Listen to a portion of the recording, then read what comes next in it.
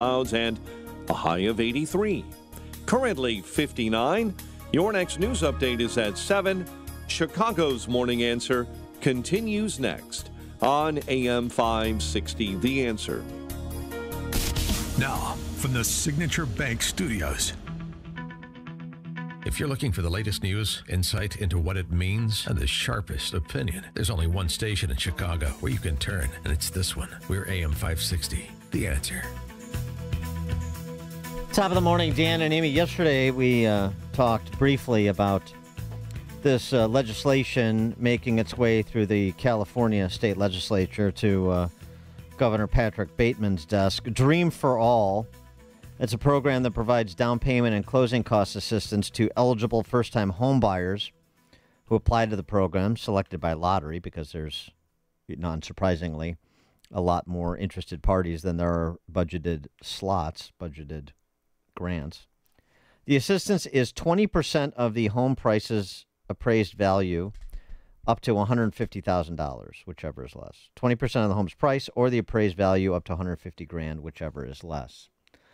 And the controversy, well, there's two controversies. One is you have a quote-unquote housing affordability problem and you're subsidizing housing purchases. That does not decrease the price of housing.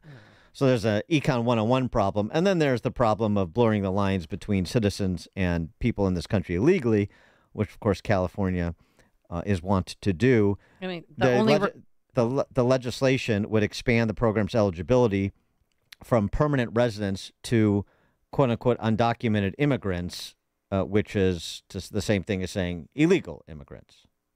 Now Oregon's going, they're now doing the same thing, but giving $30,000 for new home buyers. Stuart Varney and Lauren Simonetti covered the Oregon program yesterday on Varney and Company. A taxpayer-funded group is offering $30,000 to new home buyers. Lauren, you cannot apply if you're an American citizen. What's with that? Why would an American citizen apply for a taxpayer-funded program to get $30,000 for a new home? I mean, it's wild. The group is called Hacienda Community Development Corporation. They offer payment assistance in Oregon to DACA recipients, asylees, green card holders, basically any non-U.S. citizen. This is state-sponsored discrimination, Stuart. That's what it is. I mean, it's crazy. That's their goal. They want to open up housing and the American dream to non-U.S. citizens. Okay, I guess that's the reason why that's why we have an open border, because eventually these folks will vote and vote Democrat because they're the people who let them in. That's what this is about. Part of me wants to say crazy things happen in Oregon, but I think this will go far beyond Oregon. There is a critical shortage of houses across the United States, particularly in Oregon, and then they're giving $30K to non-taxpayers. Yeah, which will raise the price of houses. For everybody else. Pathetic. All right, Lauren, thank you very much indeed. Yeah, not an episode of Portlandia. So California is just including illegal immigrants in the lottery for housing assistance. Oregon is excluding citizens. It's discrimination. To make it specifically, forget even the discrimination piece of it. It's insanity. Well, taxpayer money going to anyone but U.S. citizens? And we wonder why we're $34 trillion in debt. And to Stuart Varney's point about the 300,000 missing kids, these assistance programs and all of the other welfare state transfer payment largesse for people in this country illegally. What's the end game? The end game is to provide that pathway to citizenship, or really pathway to voting, citizen or not, right? What does it matter? Coalition of 24 states have called on the Supreme Court to ensure non-citizens don't vote in federal elections in accordance with federal law. It was a brief that was filed in support of the Arizona law requiring proof of citizenship in order to vote that was upheld by the Supreme Court yesterday in part as it relates to voter ID for registration for state elections, but not federal. That's what the Supreme Court held. By the way, Amy Coney Barrett on the wrong side of that issue again. That's another disappointment after Murthy. That's two disappointments more than I expected from Amy Coney Barrett at this stage, but I digress. Something else, though, too, to Stuart Varney's point, and the point that many of us have been making for months on end, as we've talked about DHS and their interactions with all these people coming into this country illegally, and reports of, are they helping to get them registered to vote, and what else are they doing in advance of November, advance of early voting, frankly, well before November. So Texas Attorney General Ken Paxton announcing yesterday, I'm launching an investigation into reports that organizations in Texas are illegally registering non-citizens to vote, talking about NGOs, the same sort of NGOs that are providing passage for people entering this country illegally. And children, too. To be distributed around the country in big cities like our very own Chicago. Okay. But things are looking up. But we've got a law and order prosecutor who's taken apart the drug cartels and the human traffickers, we heard this week, that's going to address all of this. She didn't have time to do it as vice president. Phil Kerpen is the president of American Commitment. He's also the chairman of the Internet Freedom Coalition. Phil, thanks for joining us. Appreciate it. My pleasure. So Trump at the border yesterday against the providing alternate programming against Kamala Harris's acceptance speech. I mean, given what some of these programs that are getting some notoriety, the IG report from DHS on the missing children, I mean, is this the right contrast to be presenting if you're interested in seeing Trump elected? Well, I mean, I think it's a good issue for him, obviously, given Kamala's role in the border and her failure in that regard. I do think that it's maybe approaching the saturation point, and he needs to mix in some other issues as well. I'd like to see him talk a little bit more about taxes and regulation and all the other economic aspects of the disaster of the current administration. But there's no question that the borders is near the top for a lot of voters, and he needs to continue to talk about it. Well, give us an example of where you think the focus should be, because I mean, her tax increase, corporate tax hike, capital gains hike, unrealized capital gains tax is sort of a new kettle of fish. But I mean, those things are not really going anywhere. They're just intended to to comport with the "we're going after Donald Trump and his billionaire friends" rhetoric you heard this week. So where's her weakest spot, do you think? Well, I think that she's extremely vulnerable on the inflation issue, having cast the tie-breaking vote on the two key pieces of legislation that caused most of the inflation we've had over the past 3 years, the American Rescue Plan and the Inflation Reduction Act. And I also think she should be hammered for writing a bill during COVID, her pandemic UBI bill, that would have made inflation much, much worse than the bills that were passed. People don't remember this, but she wrote a bill that would have given $2,000 per month, basically, to every person in the country for the duration of the pandemic emergency. If that had passed, inflation would have been, more than twice what it was, probably as much as 3 times what it was.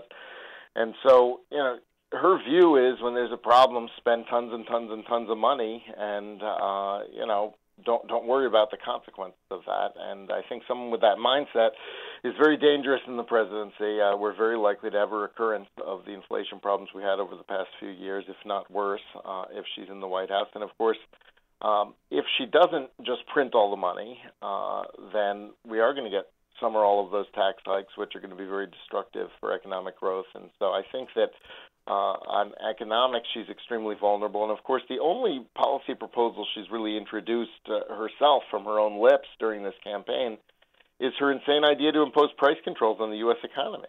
And I think that was a huge blunder and a huge vulnerability. Yeah, last night was spent more, about bashing Trump rather than talking about inflation, crime, national security. But do you think that she's lying to the American people when she says she is for fracking? Of course.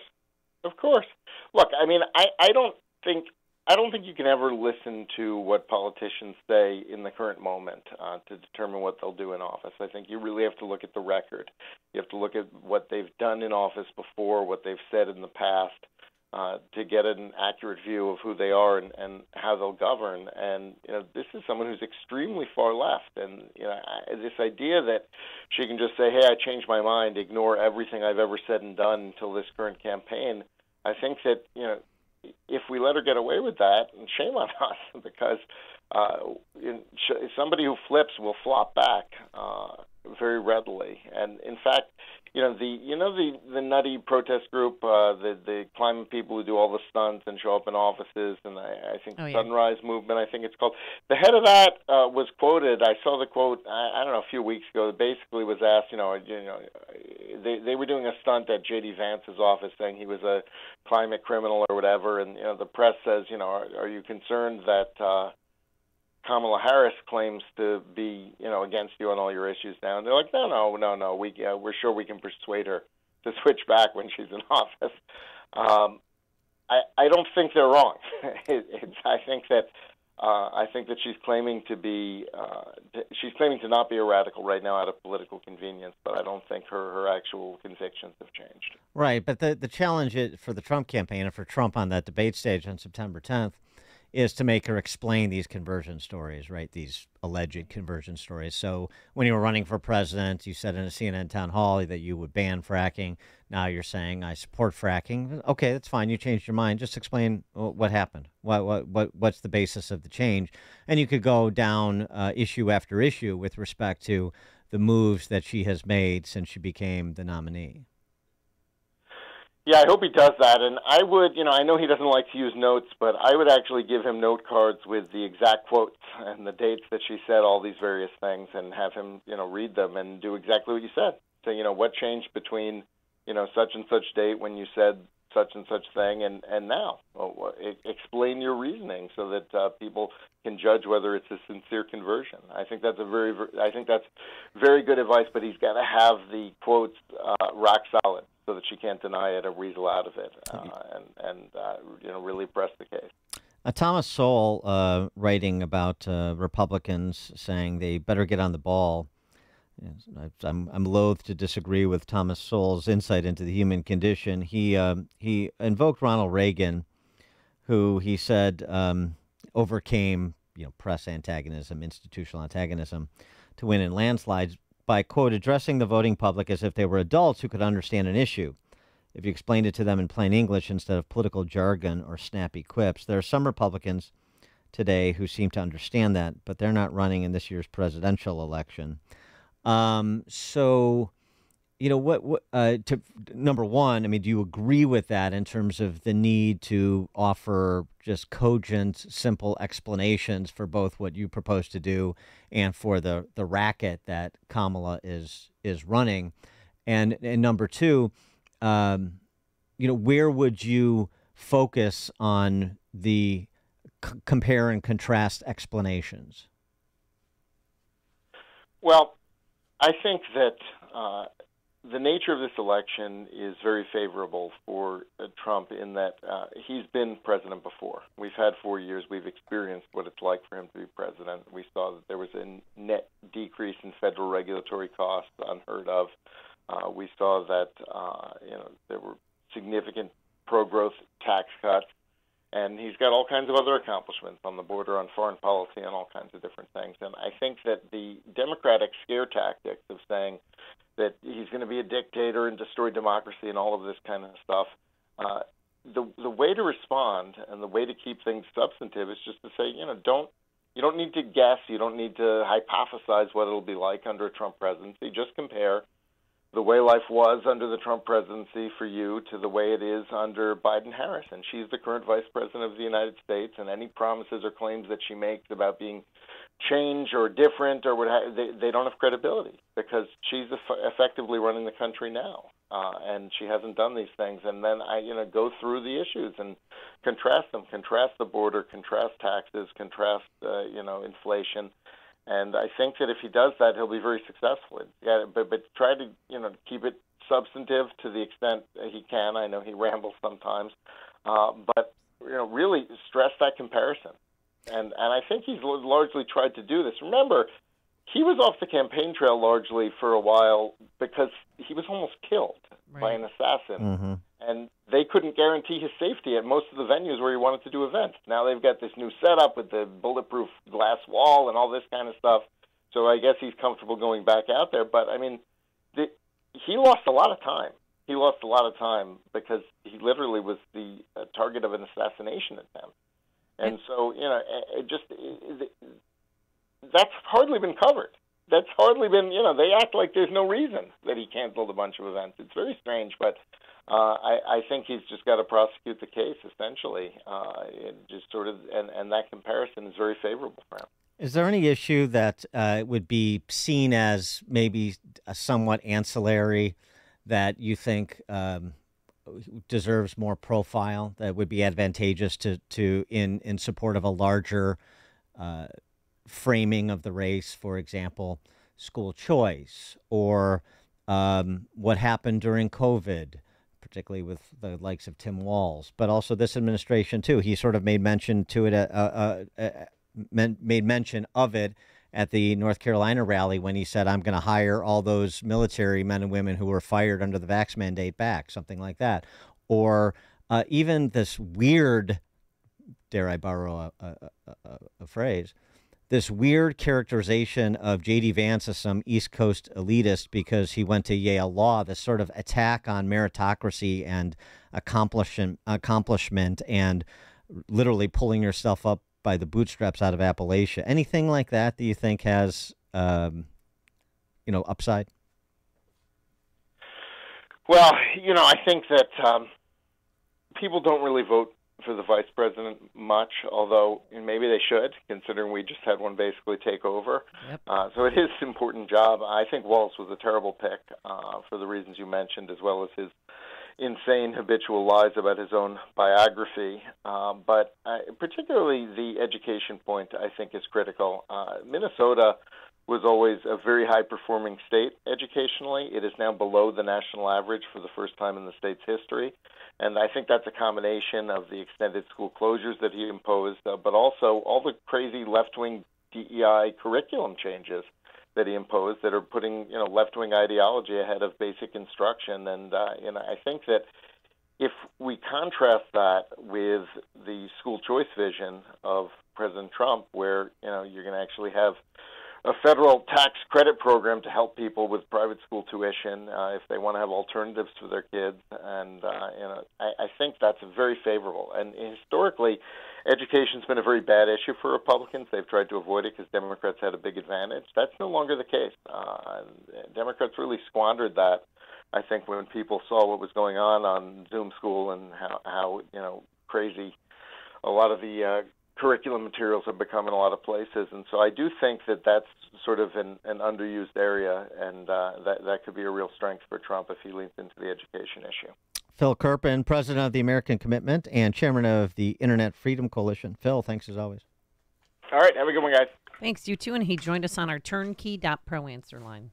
Listen to podcasts of Dan and Amy from the AM 560 mobile app. Download it today at 560theanswer.com/mobile. From breaking news and weather across the country to insight from the brightest minds in conservative opinion, it's Salem News Channel. Home to the biggest shows on TV, like Dennis Prager, weekdays at noon Eastern, followed by Jay and Jordan Sekulow at 2. Join SNC, where facts are sacred, critical thinking is celebrated, and the pursuit of truth is unwavering. Watch Salem News Channel free now on Xumo Play. Learn more at snc.tv/Xumo. AM 560, The Answer. All right, coming up on Chicago's Morning Answer. Bret Baier had Trump reactions at Kamala's speech. We'll get reaction to the reaction from Bret Baier at 7:07. But now let's head into the newsroom. Here's Mike Scott. Or there is no Mike Scott. So let me tell you about the weather. Today it's going to be nice and sunny with some high clouds, a high of 83 degrees. Saturday, partly sunny, warm. Things are going to heat up around here around 87 degrees. And on Sunday, fun day, thunderstorms are 2. A high near 90. It's 7 a.m. WIND Chicago. Making her case to be our 47th president. I'm Dave Anthony, Fox News. America, we are not going back. We are not going back. Vice President Harris accepting the Democratic nomination and warning of serious consequences if former President Trump's elected again. Consider the power he will have, especially after the United States Supreme Court just ruled that he would be immune from criminal prosecution. The vice president said if she's elected, you can